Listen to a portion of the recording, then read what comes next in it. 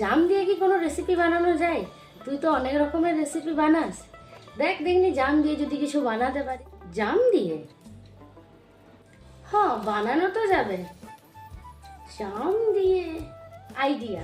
প্রথমেই আমি জামগুলোকে ধুয়ে ওয়াশ করে ভালো করে বীজ থেকে ছালটা আলাদা করে নেব। এখানে আমি একটা মিক্সার গ্রাইন্ডারে জামের শাঁসগুলোকে দিয়ে দিচ্ছি।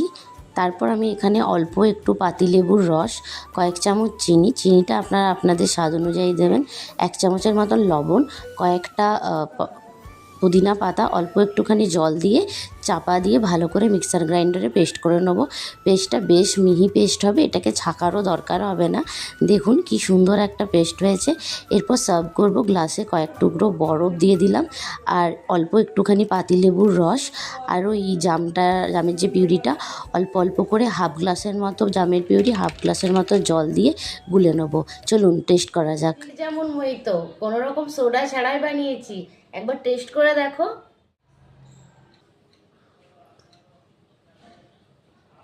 দারুণ খেতে হয়েছে।